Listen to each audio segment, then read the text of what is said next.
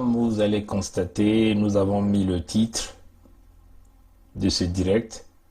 C'est tic-tac, tic-tac, tic-tac, tic-tac. C'est quoi tic-tac? Bon, je crois que vous avez vu que, premièrement, le Fonds monétaire international venait de débloquer des fonds d'urgence suite à la pandémie coronavirus à au moins 26 pays, 28 pays, pardon. 28 pays du monde venaient de recevoir donc un autre paquet des fonds d'urgence pour coronavirus. Bon, comme on le dit, pour leur permettre d'alléger leurs dettes et de faire face à l'impact de la pandémie de coronavirus, le Fonds monétaire international a approuvé ce lundi, nous sommes déjà mardi, donc le lundi nous étions hier, nous étions le lundi 5 octobre 2020, le versement d'une nouvelle aide d'urgence pour 28 pays parmi les plus pauvres du monde. Voilà, cette annonce qui intervient après une mesure identique décrétée en mi-avril, vous voyez, pour 25 pays. Déjà, en mi-avril, 25 pays avaient déjà reçu ces fonds d'urgence du FMI suite à la pandémie coronavirus. Donc, ces pays-là peuvent s'ajuster. On peut simplement dire que ces pays-là ont été des bons élèves en face du Fonds monétaire international. Ben, ces pays-là ont été transparents, on peut le dire comme ça. Et ces pays-là bénéficient de ces prêts-là pour leur aider. Mais il faut dire que c'est des prêts qui quasiment les intérêts sont nuls. Quasiment, voilà, donc il y a toujours des intérêts, mais quasiment les intérêts sont nuls. Donc ça peut permettre au pays franchement de s'ajuster et de pouvoir se relancer. Bien sûr, en face de cette pandémie qui est en train de frapper le monde entier. Oui, vous allez constater, on va vous citer ces pays. Il y a au moins 22 pays africains. 22 pays africains.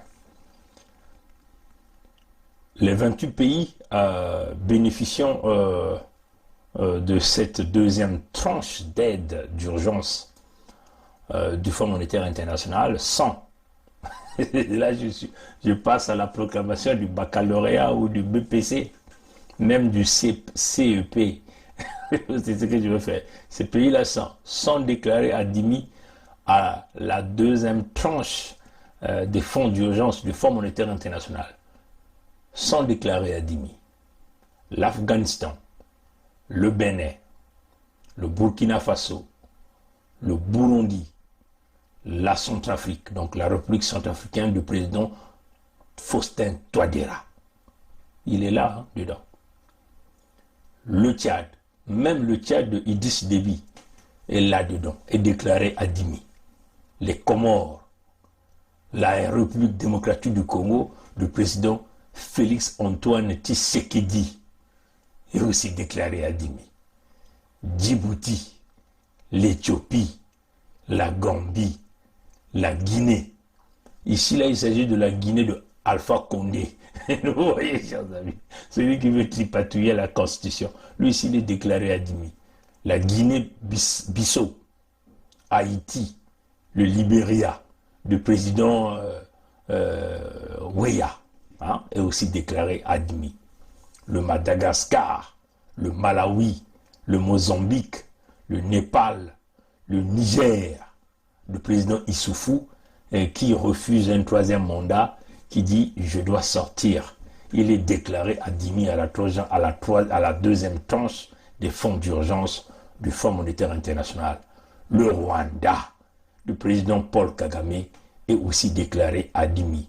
Sao Tomé et Principe, la Sierra Leone, les îles Salomon, le Tadjikistan, la Tanzanie, le Togo, même Fort Nasingbe est là-dedans, et le Yémen. Le Mali est également éligible à cette aide, on peut le dire comme ça, mais pour l'heure a été ajouté à cette, pour l'heure, n'a pas été ajouté à cette aide. Bon, nous comprenons qu'au Mali, il y a eu quand même un changement politique, donc le temps que le pays s'ajuste, le pays puisse avoir ses leaders en place, remettre la machine. Nous connaissons que les institutions au Mali fonctionnent déjà, mais l'ajustement des leaders, donc, mais le Mali est qualifié. Donc, certainement dans les jours qui viendront, le Mali recevra aussi cette aide d'urgence du Fonds monétaire international. Il s'agit ici des prêts à quasiment intérêt zéro, intérêt nul. Hein? Vous voyez que on dit que les aides sont estimées à peu près à 959 millions de dollars américains. Vous voyez que le Congo-Brazzaville n'y figure pas. Le Congo-Brazzaville est déclaré échoué. Oui, chers amis. Le Congo-Brazzaville est déclaré échoué à ça. Alors, vous n'avez pas le cachet FMI, vous pouvez aller nulle part. C'est cela qui est la réalité. Vous savez, hein, le système de Sassou a tenté de manipuler l'opinion, même l'opinion financière, a tenté de manipuler la communauté nationale.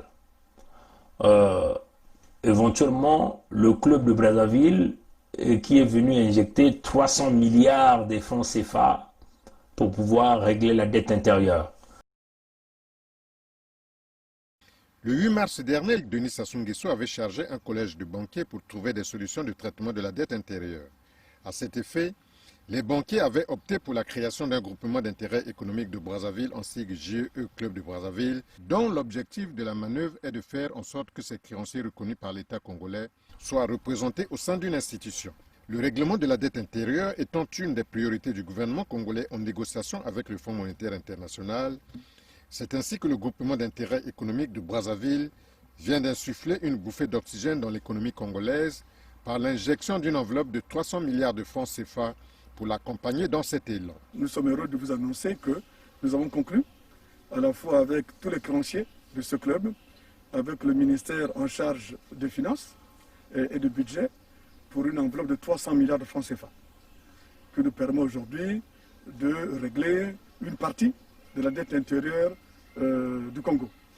Il ne s'agit pas des financements qu'on accorde directement à l'État, ce sont des financements pour accompagner les entreprises et de permettre la relance de l'économie du Congo. Mais en réalité, le FMI sait que ce n'est pas en réalité le club de Brazzaville. Le club de Brazzaville, c'est une association. Où est-ce que le club de Brazzaville va trouver ces fonds-là? Le Fonds monétaire international, la Banque mondiale, le club de Paris, le club de Londres, les Chinois, hein, tous ceux qui essaient toutes ces institutions savent que ce n'était pas l'argent de la Fondation Brazzaville, c'est l'argent du Congo qui est sorti des bunkers des Sassou et donc il est passé par une association, une organisation, donc le blanchiment des fonds. C'est-à-dire qu'il a sorti l'argent du Congo qu'il a planqué dans les bunkers personnels pour faire semblant de venir réinvestir cet argent en passant par une fondation qui vient donc donner un prêt au Congo. Ça, c'est connu. Donc, le jeu que Sassou avait l'habitude de faire, de manipuler les institutions financières internationales contre ses amis de la France-Afrique pilotés de ces institutions, ça ne peut plus passer. Tout le monde sait. Vous voyez, ses amis. Donc, ils ont voulu flouer les yeux des peuples congolais, de la communauté internationale, pour dire que, bon, comme cette fondation amène 300 milliards de francs CFA pour régler la dette intérieure, donc c'est une façon d'alléger la dette intérieure, donc Sassou Nguesso devait bénéficier de cette deuxième tranche d'aide d'urgence du Fonds monétaire international en ce qui concerne les fonds reliés à aider les États à coronavirus, à gérer la situation de la pandémie coronavirus. Oui, chers amis. Ils ont encore fait une deuxième tentative.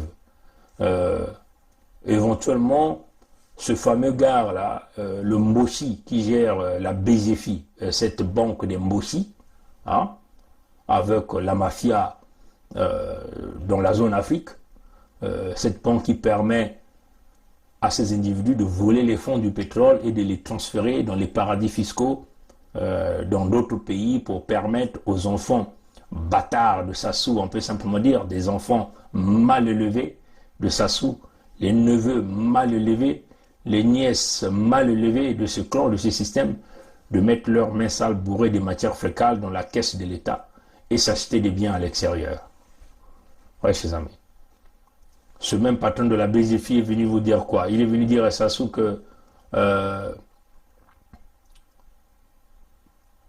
je crois le club de Paris a donné quelques miettes à Sassou, hein? A donné quelques miettes à Sassou. Mais tout ça, c'était faux. Bon, là encore quoi? On vous a encore parlé des fonds vautours africains, c'est-à-dire donc les Ecobank, les BGFI, toutes ces banques africaines sont venus aider financièrement Sassou. Je crois que vous avez vu toute cette vidéo. Vous voyez que tout ça, c'était en réalité de la poudre des perlimpinpins dans le système international. Vous voyez que Sassou, c'est un spécialiste de la magouille, de la manipulation, de la fraude.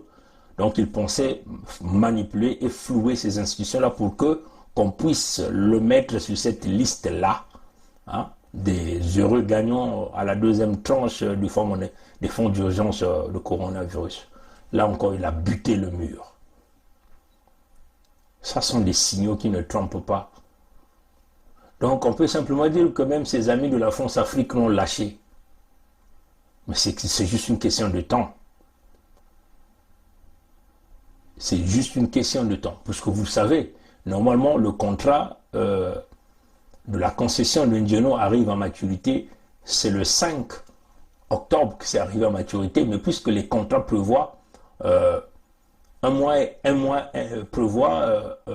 et quelques jours. Donc, juste le temps de pouvoir faire le passation de services, transfert de la propriété et ainsi de suite au nouveau gagnant. Voilà pourquoi ils l'ont prolongé au 18 novembre. Donc, en réalité, comme le fils de Tister Tekaya, qu'il a eu affaire avec la femme étrangère, est venu vous dire que ça va revenir au Congo. Donc, le Congo va l'utiliser avec sa souveraineté. Nous avons un terminal de N'Djeno qui arrive à échéance d'ici un mois, le 18 novembre. Ça veut dire que ce terminal, aujourd'hui, qui a été exploité, opéré par un consortium avec à sa tête Total EP Congo, tous les coûts, tout ce qui a été fait est censé avoir été récupéré. Et donc, à partir du 18 novembre prochain, ce terminal appartiendra à 100% à la République du Congo. Donc, de façon souveraine, la République du Congo est en droit de s'interroger sur quel est le meilleur intérêt pour la République du Congo, mais quel est aussi l'intérêt de la République pour ne pas pénaliser l'ensemble des sociétés qui opèrent ce terminal, mais aussi qui produisent en République du Congo. Comment faire en sorte qu'il y ait un équilibre pour que ce terminal pétrolier de N'Djeno continue à produire et que l'intérêt de l'État soit garanti, voire même certainement amélioré par rapport à ce qui se faisait. Donc il y a toute une équipe qui travaille depuis plusieurs mois à l'élaboration de textes, à la discussion avec l'ensemble des opérateurs pétroliers pour voir quel avenir, de façon souveraine, la République veut faire de ce terminal. À l'instar des autres pays, nous ne sommes pas en marge de ce qui se passe dans la sous-région ou au niveau international. Malheureusement pour le peuple congolais, N'Djeno va revenir au Congo. N'Djeno va rester donc entre les mains des mafieux. Ceux-là qui ont tripatouillé le pétrole du Congo pendant plus de 23 ans. Et nous connaissons. De cargaisons fantômes, le pillage, le bradage, des cargaisons. Voilà, vous connaissez tout ça, hein, le bradage du pétrole. Vous voyez que si encore ces individus-là arrivent à gérer N'Djeno, c'est sûr que on vous le garantit, comme déjà on vous a toujours dit, les pétroliers de Pointe-Noire, les travailleurs, ceux qui travaillent présentement pour Eni, pour Total, n'auront que leurs mains à mettre sur la tête. Ils finiront par perdre les emplois. C'est cela qui est la vérité. voyez, déjà quand on disait à ces travailleurs de Total et Eni de financer la résistance intérieure, ces gens-là nous prenaient comme des fous. Mais en réalité, comme nous savons déjà que ces travailleurs de Total et Eni, il y a beaucoup d'infiltration du système Sassou, parce que le système Sassou a pompé beaucoup de Mossi là, Total et Eni. Mais les rôles de ces Mossi-là travaillent pour la DGST de Sassou. Donc, informer le système Sassou sur tout ce qui se passe à l'intérieur de ces compagnies. Voilà pourquoi vous voyez que, comme on dit, tout le monde voit tout le monde écoute tout le monde parle à tout le monde. Les gens sont totalement impossibles, sont dans l'incapacité même de bouger, hein, de bouger.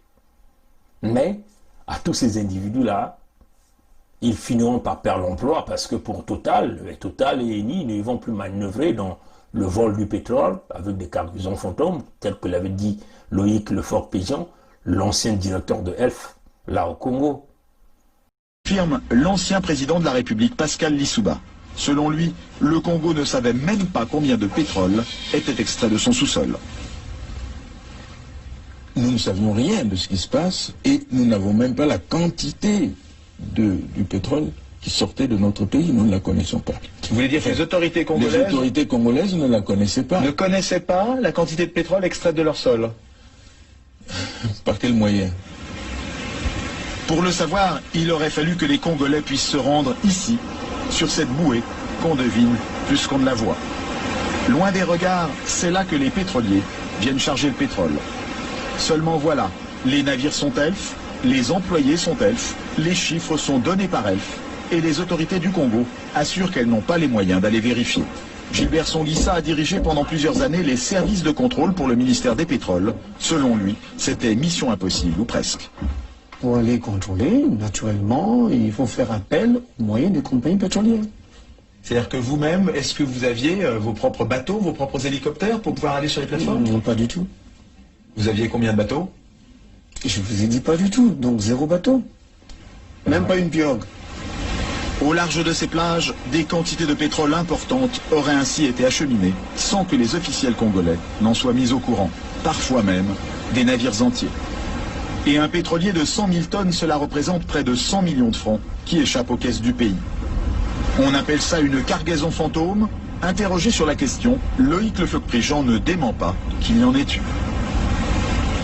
Il y a des cargaisons qui sont produites et qui n'ont jamais été officiellement.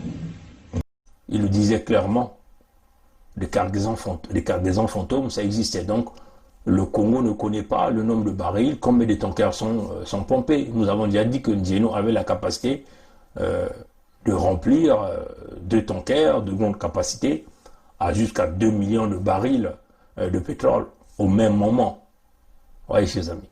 Donc, vous pouvez s'imaginer, là, Nzeno va revenir entre les mains des Nguesso. C'est le chaos généralisé.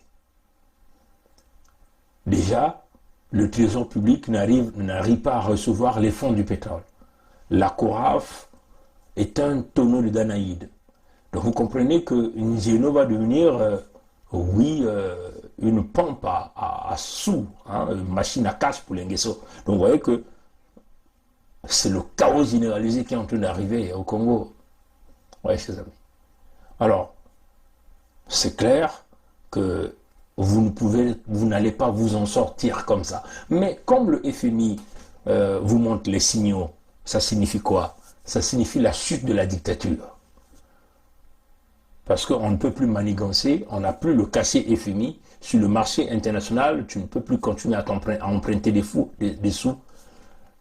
Les cotes de crédit du Congo sont en train de baisser parce qu'il y a des défauts de paiement des dettes.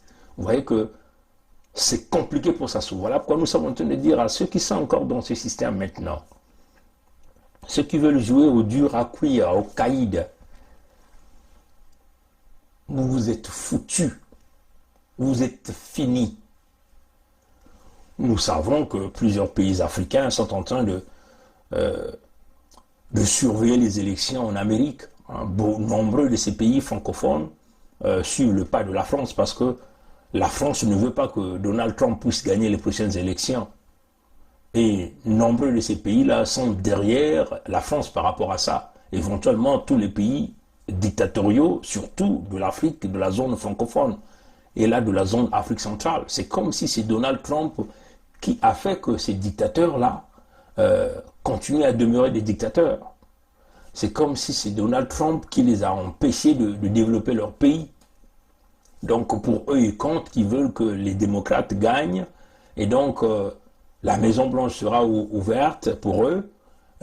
Donc ils vont donc ouvrir les portes du Fonds monétaire international et éventuellement les portes de la Banque mondiale pour continuer à aller puiser de l'argent sous forme de prêts, mais de l'argent qui ne sert que les intérêts de quelques individus dans leurs États et aussi dans le monde occidental. Mais là, vous êtes en train de faire fausse route parce que les institutions financières aujourd'hui, peu importe les républicains ou les démocrates, si c'est Joe Biden qui va gagner ou le président Trump qui va rester, Joe Biden ne pourra jamais changer ça. Parce que tout est géré au Sénat et au Congrès. Quand les décisions sont prises, le prochain président ne fait que exécuter. Vous voyez, chers amis. Donc, pour les dictateurs africains qui sont en train de souhaiter que Trump soit battu, vous êtes en train de faire fausse route. Parce que ça ne sert pas de s'acharner au président Trump, parce que ce n'est pas le président Trump qui a fait que vos pays ne se développent pas. Au contraire, il faut même dire que le président Trump vous a laissé même la chance, comme déjà l'a fait le démocrate, le président Barack Obama, 2 mandats là à la présidence à la Maison-Blanche, et il vous a ouvert grandement les portes de la Maison-Blanche, vous êtes allé trinquer du champagne, manger à la Maison-Blanche. Vous voyez que, mais Trump vous a quand même laissé tranquille pendant ces 4 années au pouvoir. Il ne vous a jamais dérangé. Trump n'a jamais chassé Gbagbo du pouvoir, comme l'a fait le président Obama et Nicolas Sarkozy. Trump n'a jamais chassé le Kadhafi du pouvoir, comme l'a fait le président Obama, le président Kadhafi, le président Obama et Nicolas Sarkozy. Oui, chers amis. Donc, si Trump voulait vous chambouler de pouvoir, il le faisait. Vous voyez, il vous a laissé quasiment tranquille, donc ça ne sert pas de s'acharner. Mais vous êtes en train de faire fausse route, parce qu'on le dit, même si c'est Joe Biden qui va devenir le président américain, Joe Biden ne pourra rien faire pour vous. Parce qu'aujourd'hui, vous allez être mis à la porte. Vous n'avez pas le cachet FMI. Oui, nous comprenons que Sassou se prépare à truquer une élection. Oui, il va faire l'élection certainement au nord du Congo avec ses parents. Mais au sud du Congo, il n'y aura pas d'élection. On n'acceptera pas. On ne vous reconnaît pas. Vous les mochis, des bons à rien, des bourricots, des idiots, des cons, des incompétents. C'est pas vrai. C'est incroyable parce que on vous a donné toutes les opportunités. La France-Afrique vous a donné toutes les opportunités. L'annulement de la dette à plus de 60%, le pompasse d'argent par le club de Paris, le club de Londres, le FMI vous a injecté beaucoup d'argent, PPTE, pays pauvres très endettés, et vous avez eu de bons pétroliers, mais qu'est-ce que vous avez fait? Vous avez fracassé le pays. C'est clair, là. C'est ça qui est la vérité. Moi, je suis très convaincu que même les Français eux-mêmes, ils doivent se dire, mais c'est pas vrai ça. Mais écoutez, on n'a jamais vu un homme aussi idiot, médiocre comme Sassou, ou comme le Moshi. Mais il continue à jouer au gangster au Congo, à bomber des muscles. Un pays sans loi, nous sommes dans la jungle. Mais quand le FMI ferme les valves, c'est l'asphyxie économique. On vous avait prévenu. L'asphyxie économique vient d'où? Mais de nous, bien sûr, ce que nous faisons. Les petites correspondances que nous écrivons, les emails que nous envoyons. Souvenez-vous de ce nom, David Malpass, président de la Banque mondiale actuellement. Ah, vous vous souvenez aussi de ce nom, M. Lipton, qui est quasiment la deuxième personnalité de FMI, quand Christine Lagarde est parti, celui qui a piloté les choses. Oui, chers amis. Donc, on vous dit que le monde financier est maintenant entre les mains des conservateurs économiques. Donc, les conservateurs économiques ne vont pas donner de l'argent aux escrocs comme des Sassou. Un Mboshi idiot médiocre, c'est ça qui est la vérité. Vous voyez, chers amis. Vous le prenez certainement pour votre Dieu, pour nous, Sassou, mais déjà même un petit calcul économique d'intérêt, il ne connaît pas. Le Congo est en défaut de paiement, la note de crédit du Congo est en train de chuter, c'est incroyable. Mais qu'est-ce qu'ils font avec tout ça? Mais ils ne font que voler de l'argent.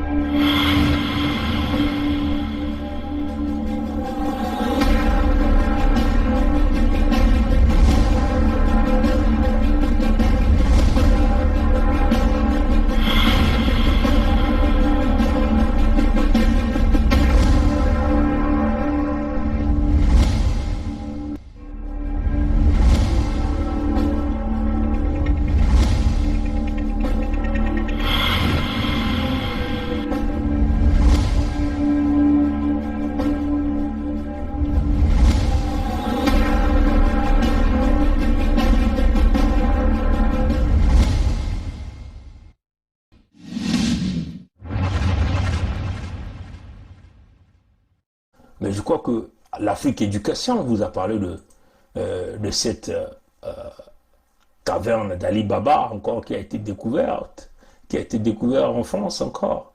Souvenez-vous, on vous avait déjà parlé d'une caverne d'Ali Baba pour Edgar Nguesso dans le jour passé, où on a retrouvé des malles, des habits signés Louis Vuitton, des costumes de marque sur taille, Nguesso Edgar signé, des chaussures Nguesso Edgar. Un costume varie entre 5 et 20 000 euros, des chaussures jusqu'à 50 000 euros. Et ça, on a découvert des malles et des malles, plus des tonnes d'argent. Là, il y a quelques semaines que nous avons parlé de ça, de cette affaire, de Nguesso Edgar. Oui, chers amis. Bon, là, c'est le Monde Afrique qui le dit. C'est plutôt l'Afrique Éducation qui le dit que cette fois-ci, on a découvert 700 000 euros en liquide chez les enfants très mal élevés de Sassou, qu'il s'agit de la fille que nous appelons Claudia Sassou. Oui, chers amis, c'est incroyable. Voilà.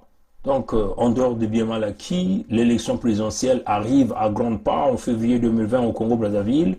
Et Denis Sassou Nguesso, le dictateur 5 étoiles, sera une fois de plus candidat à cette élection, malgré le tollé que cela suscite au Congo-Brazzaville et au sein de la diaspora congolaise en France. Pour contenir les contestataires et la mauvaise campagne de presse qui arrive, le dictateur se prépare comme il le peut. Mais il le prépare avec quoi? Avec de l'argent du Congo volé, en utilisant ses enfants médiocres et cons, avec un bagage intellectuel zéro, des voleurs professionnels, des cons à jamais, qu'il s'agit de Claudia, de Wamba, il s'agit de Denis Christel, toute cette racaille que nous allons nous occuper convenablement, mais tout ce qu'ils savent, c'est voler. Ouais. Sur la base d'informations très fiables qui lui ont été fournies la police française a fait une descente surprise et très fructueuse au domicile du dictateur 5 étoiles situé 2 avenue Frédéric Le Play, dans le 7e arrondissement de Paris. Vous voyez, chers amis, ça c'est le monde, c'est l'Afrique Éducation qui le dit. Elle a pu mettre la main sur près de 700 000 euros, donc 460 millions de francs CFA en argent liquide qui s'était planqué dans une cave. Vous voyez, chers amis, l'argent du Congo. Alors vous voyez qu'avec tout ça, le FMI est bien informé, vous voyez que là nous faisons face aux voleurs qualifiés, aux professionnels. Cette adresse était l'une des nombreuses caches d'argent de la cellule parisienne de la communication du dictateur 5 étoiles et animée, comme on sait, par l'acheteuse de l'appartement 32G de la Trump Tower. de la Trump Tower, à savoir Claudia Lembumba Lempandu Sassou Nguesso, fille du dictateur et sa conseillère en communication. Nous vous recommandons par ailleurs fortement la lecture du numéro 490 d'octobre d'Afrique Éducation, qui contient de très belles informations sur Claudia et la façon dont elle a acquis son somptueux appartement chez les Trump à New York. Vous vous souvenez, cet appartement qui coûtait quasiment 7 millions de dollars américains, qu'il a acheté à sa fille, la fille qui sort aussi avec le grand-père. Une famille maudite. Ouais, chers amis. Ce numéro sera mercredi le 7. Donc c'est demain que ça va être là, chez les marchands des journaux. Donc nous vous invitons d'aller nous chercher ce numéro d'Afrique Éducation qui sera sur le marché demain le 7. Ouais, chers amis. Vous voyez que ça, c'est l'article qui continue. C'est donc l'argent qui sert à la corruption des journalistes. Hein, ouais. Vous voyez qu'on censure nos informations sur Afrique 24, RFI, France 24, ainsi de suite. Et voilà, on choisit quelques têtes. Voilà, c'est cet argent qui sert à corrompre tout ce monde-là. Hein, ouais. Autrement dit, quand un média français parle bien du Congo-Brazzaville par les temps qui courent, alors que même le FMI rechigne à lui accorder un véritable crédit à cause de sa très male gouvernance et de ses multiples dettes cachées dont le fond alimente l'enrichissement du clan familial. Qu'on ne se pose pas la question. Mais c'est ça en réalité les médias français. Vous voyez que le roi saoudien a toujours dit que le politicien le plus corrompu, c'est le politicien français. Il a même dit les journalistes les plus...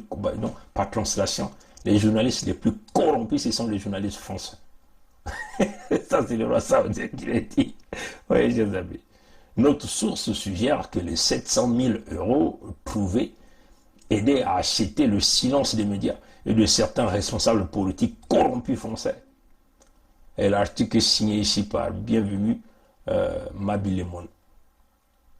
Notez bien, l'avenue Frédéric Leplay est une avenue du 7e arrondissement de Paris dont le maire n'est autre que Rachida Dadi. Mais qui est Rachida Dadi? C'est la copine de Sassou.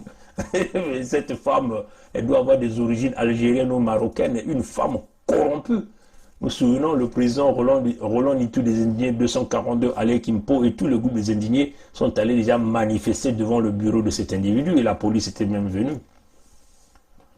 Elle était même candidate à la mairie de Paris. Bien sûr, les fonds ont été financés par le dictateur 5 étoiles que nous appelons le néant tropical que nous appelons Sassou Nguesso. Voyez, chers amis, une complice, pour ne pas dire du dictateur 5 étoiles, cette avenue fut surtout connue pour avoir été la dernière adresse habitée par François Mitterrand, qui est décédé le 8 janvier 1996 au numéro 9. Ouais, chers amis. Donc vous voyez qu'avec tout ça, c'est l'argent du Congo. Voilà pourquoi ces gens-là nous tuent. On a tué notre sœur Cléo Bafouissoni avec son bébé à Léono, l'hôpital d'Emboshi.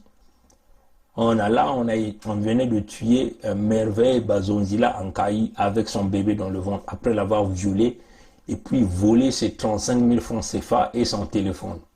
Des supposés sévices qu'elle aurait subis de la part de la force publique a emballé et conduit le corps de la jeune demoiselle vers la brigade de la gendarmerie. Une cadette, elle s'appelle Merveille. Elle va qu'à certaines occupations telles que la vente des oranges, de toute façon, quand il y a des fruits, quand il y a des produits qui sont sur le marché, elle va, elle achète, elle vend. Maintenant, hier, on l'a interpellée par la gendarmerie au niveau de la révolution, là, pour un problème de bavette. D'abord, depuis là-bas, on a commencé à la taper. D'après les sources. Depuis là-bas, on a commencé à la taper. Et quand on l'a tapé, on l'a amené, on a pris sa trousse qui avait au moins une somme de 35 000 francs, plus son téléphone. Et quand on l'a ramené ici, au niveau de la gendarmerie, on l'a amené, on a pris sa trousse qui avait au moins une somme de 35 000 francs, plus plus son téléphone. Et quand on l'a ramené ici, au niveau de la gendarmerie, on l'a amené ici, on a pris sa trousse qui avait au moins une somme de 35 000 francs, plus son téléphone. Et quand on l'a ramené ici, au niveau de la gendarmerie. Par les miliciens de Sassou. Mais jusqu'aujourd'hui, vous voyez que le régime de Sassou n'arrive pas à nous donner même les identités de ces gens. Mais nous sommes convaincus que dans les jours qui viendront, ils mettront les noms Congo à ces gendarmes-là pour essayer de camoufler leurs crimes. Parce que vous comprenez que dès le premier moment, si c'était des miliciens Congo qui l'avaient commis, je vous garantis que leur animateur Facebook que nous appelons Bokilo, ou même leur télé sur la place de Paris que nous appelons Ziana TV, gérée par Makosso Cyr. Et pourtant, ce Makosso Cyr-là a vécu en Caï, mais il est incapable de donner la bonne information. On vous garantit que l'autre griot que nous appelons Ngamba Lionel, on vous garantit que ces gens-là devaient déjà donner les noms de ces individus. Je suis sûr. Il devait y avoir même un communiqué de Mongala Thierry donnant les noms de ces individus s'ils étaient Congo. Mais comme ils sont mochis, ils sont en train de camoufler. Voilà le scénario du fameux procureur de Madingou qui va nous dire qu'il a ouvert une enquête. À la suite des événements survenus en Caï, dans le département de la Bouenza, et qui auraient entraîné la mort de mademoiselle Bazonzela Bwana Merveille, une enquête sur mes instructions a été diligentée par les services départementaux de la police judiciaire de la Bouenza, en sigle SPJB. Une information judiciaire a été ouverte devant le magistrat instructeur du tribunal de grande instance de Madingou qui, sans désemparer, a commencé son instruction. Mais Okongakala avait ouvert une enquête sur l'affaire de Cléo Bafoudinsoni à Brazzaville. Quels sont les résultats de ces enquêtes-là? Le matin, qui ont lieu à l'hôpital Léono. Hé, les mesures barrières, attention les OPJ. Non, c'est pas grave. Ah oui? Suite aux événements de ce matin, je vous ordonne de procéder immédiatement à une enquête de flagrance, déceler les auteurs, interpeller le ou les tout sachants, le cas échéant, entendre sur le procès verbal tous ceux ou toutes celles qui sont impliqués dans cette affaire, les médecins, les aides-soignants, les infirmiers. Et vous me les placez tous en garde à vue. Me rendre compte immédiatement. À exécuter, sans défaillance ni complaisance. C'est une enquête de flagrance.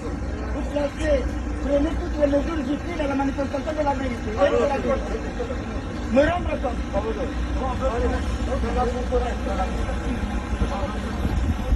Silence, silence.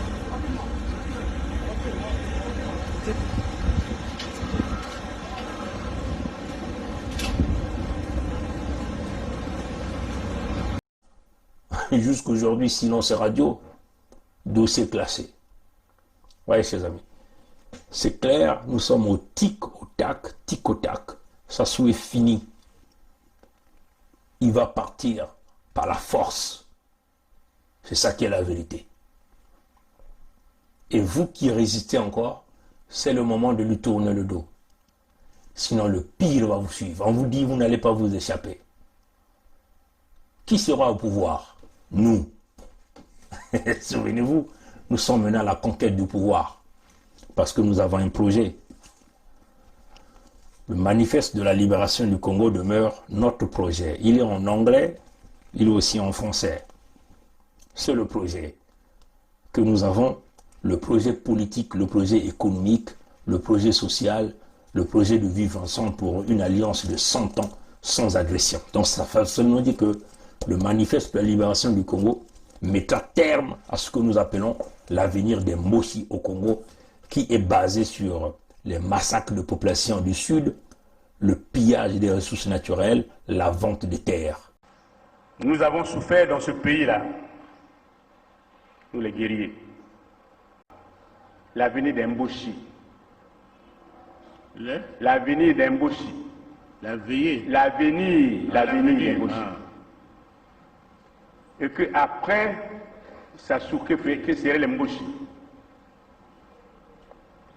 Il faut qu'on réfléchisse. Je le dis en connaissance de cause. Je dis fais.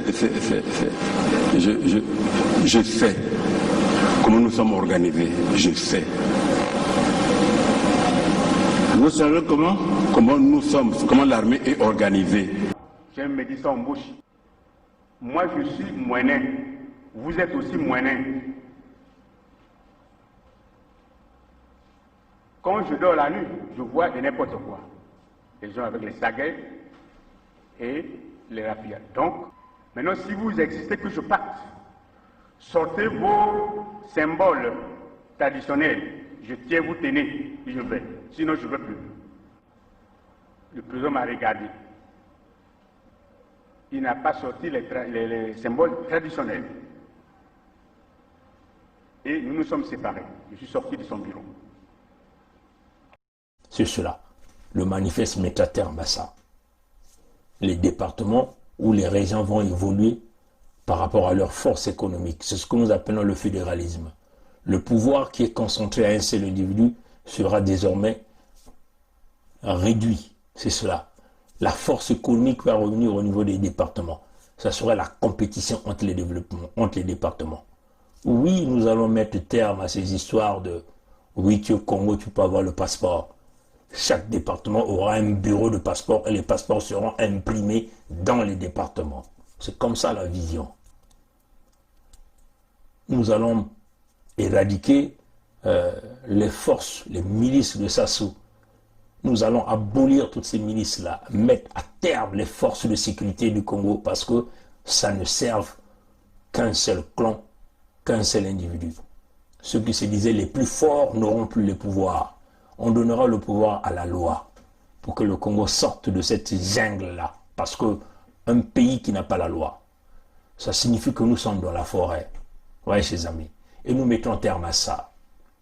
Nous allons redonner l'éducation aux jeunes Congolais. Bâtir des écoles aux véritables standards. Les écoles du 21e siècle. On peut même dire 22e siècle. Oui, chers amis. C'est ça. On va aller puiser l'intelligence des jeunes Congolais, la main-d'œuvre, planter des industries comme on plante les champs de maïs.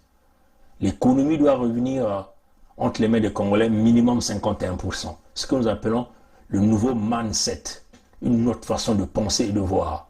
La force économique que vous entendez. Oui, la banque agricole doit revenir pour financer tous les projets d'agriculture au Congo. Relancer le Congo du point de vue agriculture. C'est cela la vision. Le point de vue tourisme, parce que nous avons assez de sites touristiques. L'État sera garant de cela. Les Mboshi, les bonobos ont échoué avec leur petit dieu que nous appelons le Néron tropical Sassou. Et une jeunesse déséquilibrée qui est toujours dans les costumes, qui nous bondit un grand français. C'est fini. Ça sera maintenant le Congo des bosseurs et des élites. Le Congo où les gens peuvent manger matin, midi, soir. Voilà notre vision. Donc ceux qui se boudent encore, les signaux sont là. Quand les institutions financières ferment les portes, vous pouvez aller nulle part. On ne peut pas être dictateur sans argent. On ne peut pas être dictateur sans les grands réseaux. Aujourd'hui, tous les réseaux sont fermés. Nous les avons désormais. Voilà pourquoi nous demandons les Congolais de la partie sud. L'unité du sud, c'est le chemin de la libération et c'est le point d'appui pour décoller le Congo. Donc, il faut se lever à l'étape d'esprit. À l'étape d'esprit. Vous comprenez l'étape d'esprit? Non, vous ne comprenez pas l'étape d'esprit. C'est combattre Sassou, nez à nez, bouche à bouche. On le regarde droit dans les yeux. Nous nous sommes élevés spirituellement, nous le regardons comme ça, comme un petit enfant. Voilà la vision. Merci d'avoir suivi le direct. Tic-tac, tic-tac. On vous dit, vous qui doutez encore, vous qui êtes au Congo, qui soutenez encore ce régime, vous êtes foutus, vous tous. Mais nous savons tous les traîtres. Mais cette fois-ci, vous n'allez pas vous échapper. Aucun de vous s'échappera. Vous tous qui avez volé l'argent du Congo, l'argent va être remis dans les caisses de l'État. Vous qui avez pris les propriétés de l'État, ça va revenir à l'État. Parce que nous allons rétablir la République, gérée par les véritables patriotes. Être patriote ne signifie pas que on ne peut pas faire des business égal avec les partenaires du Congo, mais nous voulons redonner le blason, la dignité de ce pays, redonner à ce pays la valeur. Le Congo de Massamba Deba, le grand monstre de l'industrialisation. Oui, c'est cela. Malheureusement, le premier fils de Massamba Deba venait de mourir. Lui, il n'a pas bénéficié de l'évacuation sanitaire en Europe, mais tous les Mbossi bénéficient de l'évacuation sanitaire. Vous voyez hein, ce que nous sommes en train de dire à tous ces enfants dont Sassou a tué les pères, pensant que Sassou c'est leur père, mais vous vous trompez. Sassou va vous crever tous. C'est ça qui est la vérité. Le fils Massamba Deba, tous les enfants Massamba Deba ont fermé la bouche pour aller solliciter la justice auprès du tueur de leur père. Aujourd'hui, nous en sommes où?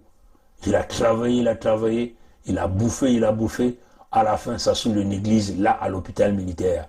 Mais les Mbossi peuvent prendre des jets privés pour venir se soigner à l'hôpital américain. Tout ça, c'est pourquoi? Parce que Massamba Deba est un Congo. Jamais Sassou ne te donnera l'étiquette de Mboshi pour qu'il puisse te sauver la vie. Il va te pousser droit dans la mort. Voilà pourquoi il faut combattre ce type avec la plus grande énergie et ne jamais reculer. Sassou, c'est un criminel. On ne négocie jamais avec un criminel. Il faut chercher le criminel, le chercher. Si tu n'arrives pas à l'attraper, il faut le buter. C'est comme ça que l'Occident fait. Vous avez vu ce que les Américains ont fait hein? À l'Iranien hein? C'est comme ça que les Français font. Les Français font avec le terrorisme. Et ce qu'ils ont fait, les Français, c'est ça la réalité. Et pourquoi vous voulez avoir un discours d'apaisement en face des criminels, des gens qui ont chamboulé l'avenir de toute une nation? C'est-à-dire que Congolese Dream, notre rêve congolais a été chamboulé par les Mboshi du clan, les Mboshi de ce système. Vous n'allez pas vous échapper. Avec nous, il n'y aura pas le lavement des mains. On vous le dit. Jamais il y aura le lavement des mains. Nous venons pour redresser ce pays. Nous venons pour couper les salaires. Si tu ne veux pas prendre 700 000 francs CFA comme député, tu n'auras pas 5 millions. Et nous avons besoin du reste d'argent pour construire les hôpitaux. Nous ne donnerons pas 15 millions à un ministre plus 2 millions pour sa vie. Pas du tout. Le ministre, c'est 1 500 000. Si tu ne veux pas ça, un autre Congolais va le prendre. On n'aura pas besoin des gouvernements de 24, de 30. Maximum 12. C'est cela la vision. On n'aura pas besoin d'un président. C'est fini avec ces histoires de présidence-là. Pourquoi faire? Avoir tout le pouvoir en tes mains? Non, pas du tout. Il y aura un premier ministre qui va gérer. Donc ceux qui sont encore en train de courir derrière pour dire « Mokoko sera président », non, il n'y aura plus de président au Congo. L'esprit du manifeste. On ne veut plus donner le pouvoir de toute une nation à un seul individu pour chambouler l'avenir de ce pays-là. C'est fini. On va changer la formule politique du Congo. Qui va le faire? Nous. La génération Congo d'Italie. La génération Kilimbanzao. C'est la nouvelle vision politique. Merci, chers amis.